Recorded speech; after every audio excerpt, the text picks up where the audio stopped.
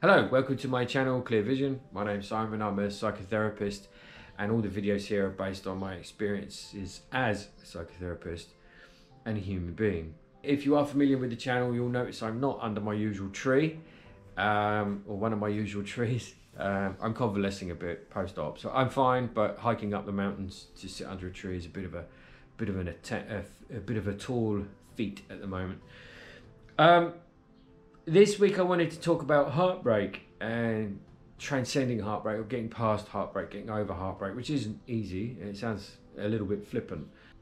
If you are going through heartbreak right now, much love to you. Please take care of yourself. I mean that sincerely. It is really, really difficult. It's one of life's most challenging things. And I also have to remind you guys to like and subscribe, because I can keep the channel going. Please leave any comments or feedback in the comments section. And let me know if there's something else you want me to talk about, or something you want to hear more in depth. Heartbreak, relationship breakdowns are difficult, to say the least, because there's a lot wrapped up in them. Rejection, abandonment, the unknown future comes along with it, loss, bereavement, self-worth can take a huge hit after a relationship breakdown, existential crisis, and hostilities. It can become very, very hostile, especially if money and assets and possessions are involved in the breakup, or children, and even worse. So relationship breakdowns where there is a big social circle built up, that's another one. Friendships, big social circle built up, assets built up, brings a lot of losses to the table, and these losses are not easy to navigate by any means. That said, long-term relationships, short-term relationships, I've not actually come across a hard and fast rule where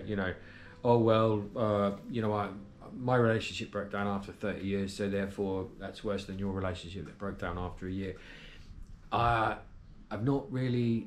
I've come across people saying that, but I've not really come across that being overly true. I think it depends on the impact that the person had in your life.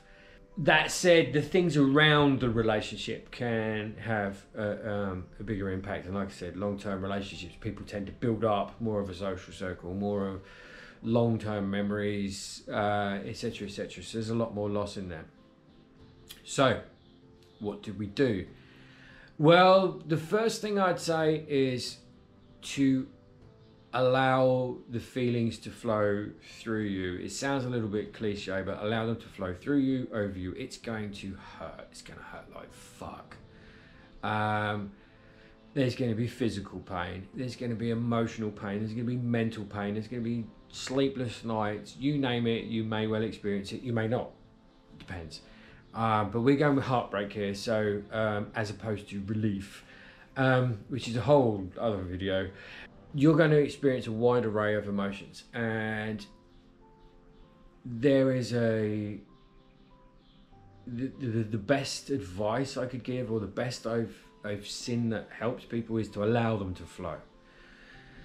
If you try and hold them off, they build in power. Now, obviously there are certain situations where you need to hold them off. If you're dealing with your kids, if you're dealing with the workplace, customers, clients, whatever it may be, something in the external world which is not going to be an appropriate situation for you to allow yourself to feel your feelings, you may want to hold them off. And then make sure you have space later on in the day to feel those feelings. And if you need to put a sad song on in order to access those feelings again, then do it.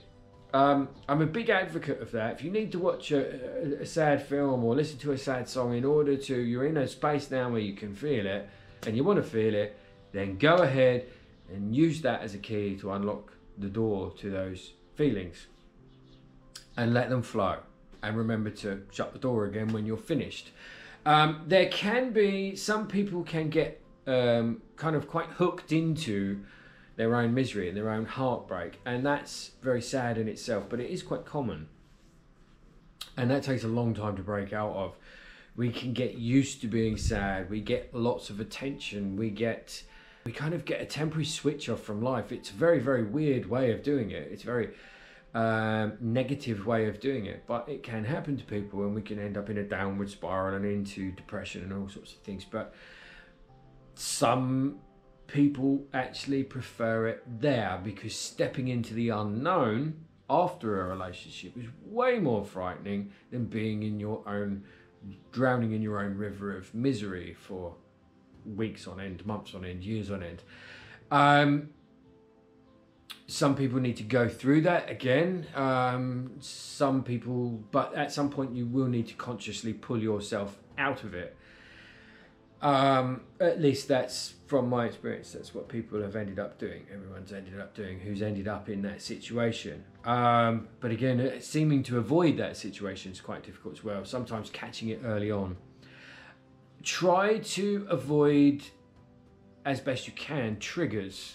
If you know you have bad reactions, if you know you end up with angry outbursts, if you see your ex with someone else, or you see your ex with your children, or you see your ex having fun or whatever, or you know you're prone to angry outbursts, or like then that's the rest of your day done, and you're going to have an anxiety attack and panic attacks, or start drinking, or start taking drugs, or whatever it is in terms of how you react, then avoid that trigger. I'm not normally someone who advocates avoiding triggers, but there are times when in our lives where we need to avoid triggers for long enough in order to gain strength, to recuperate, to build ourselves up again. We do it physically. You know, if you break your arm or your leg, you don't go jumping on a horse again really quick before you've healed. So it's kind of the same with heartbreak. You don't, try to avoid the trigger. Yeah, it's good to slowly acknowledge that these things are going to happen, but with enough strength to get past it without throwing yourself back 5 paces, or 5 days or 5 weeks backwards in terms of your recovery, because it is a recovery period after a relationship has broken down. So that would be the second piece of advice I would give. Avoid triggers as best you can. Number 1, allow the emotions to flow over you in appropriate places. Number 2, create enough space where you can allow those. And then number 3, avoid triggers as much as possible, as much as you need to, so that you are not reacting to something at the detriment to self. And I've seen this happen a lot, heartbreak and then ending up at the bottom of a bottle or in a police cell, or standing on the edge of a cliff or on the top of a building, is not because you allowed the triggers and the emotions to overwhelm you, is not the best thing for you. It's pretty detrimental to self. And learning to keep away from those triggers for a time until you can get yourself a little bit better and a little bit stronger is a good thing to do. Try not to analyze the relationship too much. Try not to get drawn into that. Try not to get drawn in too much to the nastiness. I think for a lot of people, and something I came across with experience and personal experience, is letting material possessions go. There is a certain amount of letting material possessions go. People, yes, you don't want, if you've both put into the relationship, you want to come out with something. But material possessions can sometimes cause more problems than they're worth. Sometimes it's easier to let things go rather than put yourself back through the meat grinder in something, and again, put your mental health or your physical and emotional health backwards. So sometimes just let it go. That's that kind of Buddhist non-attachment with a lot of stuff, and maybe try that with a relationship. If you are really struggling, then some great advice I was given, and I found that when I've given it, it's really helped people, is gratitude, being in the moment, grounding. Take your shoes and socks off, have a look at the world around you, and give gratitude. One of the more kind of like backwards ways of doing it is give gratitude for the relationship that you had, the times that you did have, what you did learn from it, negative, positive, good memories, bad memories. Give thanks for it, and it can change your mindset. It's quite powerful stuff. And grounding yourself in the moment, looking around you, feeling the earth underneath your feet, feeling the rain on your face, acknowledging the colours in the hedgerows, the trees, the birds, the noise, the sights. All of these things can help you in a moment where you need it, where you need to find strength, where you need to find solace, where you need to stop, where things are getting a little bit crazy, a bit overwhelming. Things like that can be enough to stop that from happening, or enough to prevent that from happening multiple times in the day. Again, a good practice of like grounding, meditation, gratitude, etc. over periods of time begins to make, I talk about it in another video, grief oscillations, those oscillations of emotions, bang, bang, bang, being pelted around like a ping pong ball or whatever. Good grounding techniques and practicing like that, breathing techniques, can help you kind of stay a little bit more stable, get less bashed around. And a big one I'd say is just do you. There's nothing wrong with just doing you. There's nothing wrong with going home early and shutting the door and keeping the world out because that's what you need. There is nothing wrong with focusing on your career. There is nothing wrong with being emotionally tired and drained and taking care of yourself. There is nothing wrong with putting some work into your future because your future is going to be without them. So you need to put some work into it. And I can pretty much guarantee you most of the time the other person's probably doing the same thing. They're probably putting time and emotion and effort into their future. They're just doing them. And often when we're heartbroken, we don't realize it, and we kind of get stuck in time. We get stuck in a moment. We hear that horrible phrase of, well, you know, they've moved on. And you should too. Well, maybe, maybe not. Whatever. But there is something in that. It's quite harsh, but if someone has moved on and you're still in your place, you're still in your place. Respect that. You need to be there, obviously, for the time being. There's some things you need to process, but just doing you can also help. So if you are not moving on too sharp, then make sure you do not moving on really well. You know, then actually focus on yourself. Do some journaling, do some grounding techniques, spend a lot of time indoors, figure out what you want with the rest of your life. Just do you would be, I think, a very, very helpful thing to do. Beyond that, everything becomes very, very much unique to the individual and the process. But something someone once told me, which I have also put onto, said to clients as well, or offered forward, is when there's a heartbreak, when there's a relationship breakdown, when your world really gets flipped upside down, there will be you're in that moment, that point there. And in 1 year's time, you will be in a place which is so unimaginable.